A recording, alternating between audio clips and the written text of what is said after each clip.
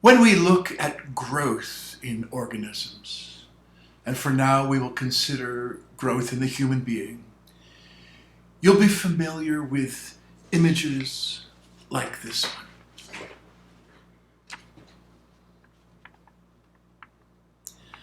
Of the early embryonic form of the human being.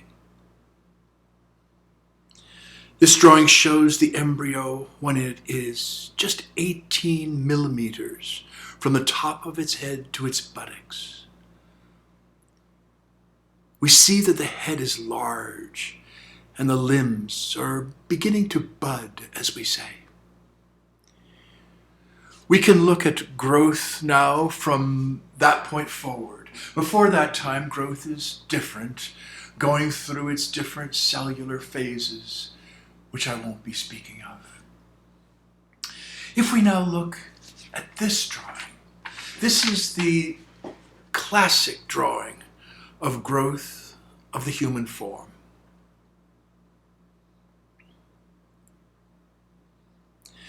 We have to begin with the embryonic form again, very early, and then we move on to the second and the third picture, which is the newborn child.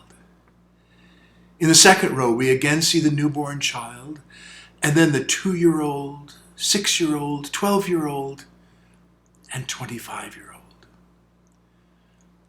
So in this series of drawings, we obviously notice that the head is huge. It is absolutely gigantic. In proportion to the rest of the body, the head is very large indeed. It is still very large even in the newborn child compared to what it becomes. But the ratio of the head to the body gets smaller and smaller. In the adult form, it actually looks fairly small. If we look at the proportions within the head itself, we notice that the upper part of the head, the forehead and cranium, is at first very large compared to the rest of the head. But the ratio gets smaller and smaller until the upper part of the head is about 1/3 of the head, the upper face 1/3, and the mouth and jaw 1/3. When we look at the legs, we notice something quite different. The legs are very small in the early fetus, still quite small in the next forms. And the ratio of the legs to the rest of the body becomes greater and greater until in the 25th-year-old, the legs are quite significantly larger. Human legs are, in fact, famous for being long compared to the legs of other species. Now, this growth takes place from the head downward. The greatest growth takes place at first in the head and gradually in kind of waves of growth, not just at an even pace. There are periods of growth and then other waves or phases of growth. This growth that goes from the head to the toe is called cephalocaudal growth. Cephalo is referring to the head, and caudal refers to the hind region or lower region. We find that cephalocaudal growth is the main direction of growth from early embryonic times all the way to adulthood. First the head, then the torso, and last the limbs undergo their growth, even through the adolescent growth spurt. But it's interesting to see that this is not the only direction that growth takes.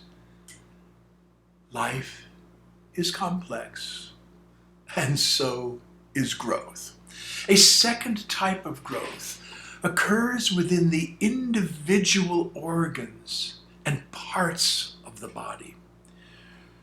We know that the limbs develop last in cephalocaudal growth, but if we look at a limb within itself, just take the limb within itself, it's the hand that develops first, and then the forearm, the radius and the ulna, and then the upper arm, or humerus. The hand is huge in the embryo, and the radius and ulna are tiny in comparison, and the humerus is barely indicated in a small form. So here we have growth that occurs in the distant part, moving more and more to the closer part, towards the shoulder, the proximal part. And so we have disto-proximal growth. Disto-proximal. From the hand to the shoulder, or in the case of the legs, from the feet that are very large, and then gradually the tibia and fibula start to elongate more, and lastly the femur takes on its length. So I think now this picture will make sense to you. This is of the growing hands.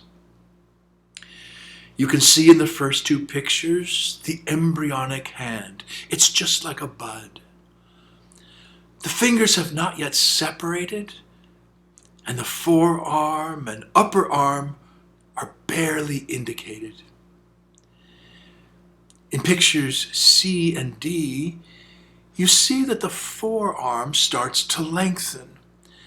And in picture E, which are the first two pictures in the second row, showing the back and front of the hand, we see that the forearm has elongated, but it's still not longer than the hand. And finally, in the last two drawings, we have the hands of the newborn, where they haven't yet shown the arm. But we know that the arm will have grown quite a bit. The growth of the hand and arm is disto-proximal growth. We find the same pattern in the legs. In the next picture, we see the hand of the very early fetus, where the fingers are not yet separated, and the radius and ulna are very small, and the humerus is only indicated by that small round form. Actually, at this point, the humerus is embedded within the torso. It hasn't yet emerged from the torso. So we can see in these drawings that growth in the arms starts in the hand, and the forearm and upper arm gradually catch up.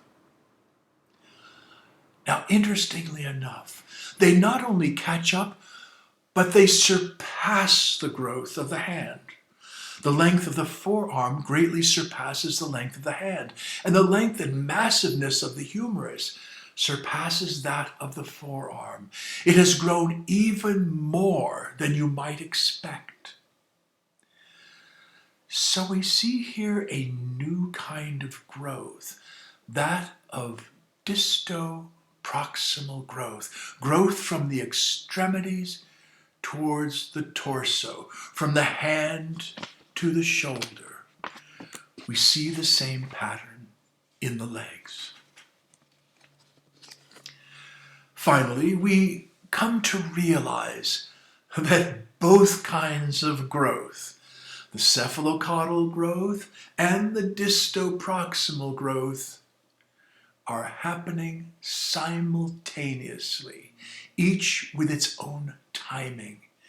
Again, it's the timing of these growth phases and growth spurts that is so important. When head to toe growth dominates, and When disto-proximal growth takes the upper hand, will determine just how growth appears in the body. To take all this one last step further, we can see that the parts of organs that develop later in time tend to grow larger. So in the case of the arms, the humerus attains its full length much later than the hand, or even the radius and ulna, and it grows larger. It has longer to grow because of retardation, so it has time to grow larger. Likewise in the legs. So what we can call the latecomers have more time to grow, and they grow larger. This is an additional principle that will be important to us as we continue to try to decipher the growth patterns of the human form, as well as the growth and development of other primates.